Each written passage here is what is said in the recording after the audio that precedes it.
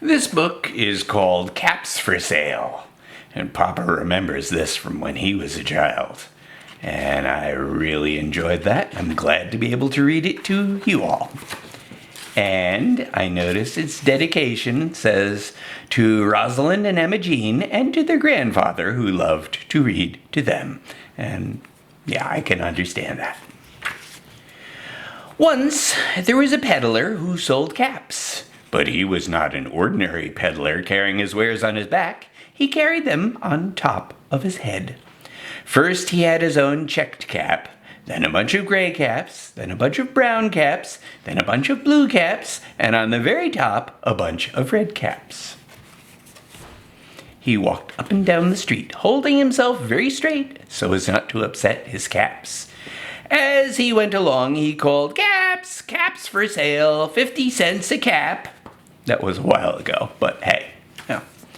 One morning, he couldn't sell any caps. He walked up the street and he walked down the street calling, "Caps, caps for sale, 50 cents a cap." But nobody wanted any caps that morning. Nobody wanted even a red cap. He began to feel very hungry, but he had no money for lunch. "I think I'll go for a walk in the country," said he. And he walked out of town, slowly, so as not to upset his caps.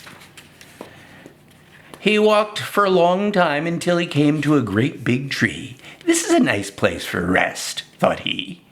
And he sat down very slowly under the tree and leaned back little by little against the tree trunk so as not to disturb the caps on his head. Then he put up his head to feel that they were straight. First his own checked cap, then the gray caps, then the brown caps, then the blue caps, and then the red caps on the very top. They were all there, so he went to sleep. He slept for a long time. When he woke up, he was refreshed and rested.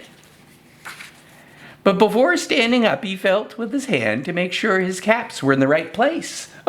All he felt was his own checked cap.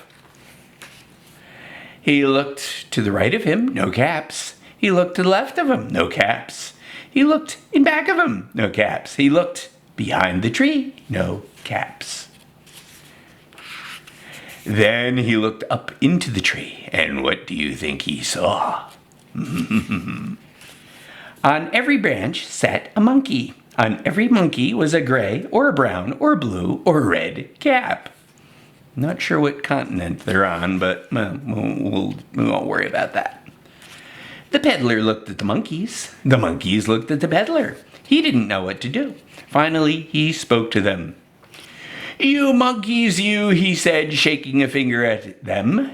"You give me back my caps." But the monkeys only shook their fingers back at him and said, "Zzz, zzz, zzz." This made the peddler angry, so he shook both hands at them and said, "You monkeys, you give me back my caps." But the monkeys only shook both their hands back at him and said, "Zzz, zzz, zzz." I guess that's a monkey sound. Now he felt quite angry. He stamped his foot. He said, "You monkeys, you better give me back my caps." But the monkeys only stamped their feet back at him and said, "Zzz, zzz, zzz." By this time, the peddler was really very, very angry. He stamped both his feet and shouted, "You monkeys, you must give me back my caps." But the monkeys only stamped both their feet back at him and said, "Zzz, zzz, zzz."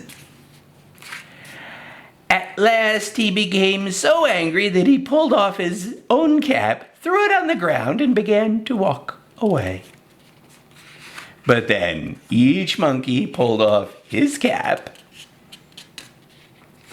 and all the gray caps, and all the brown caps, and all the blue caps, and all the red caps came flying down out of the tree.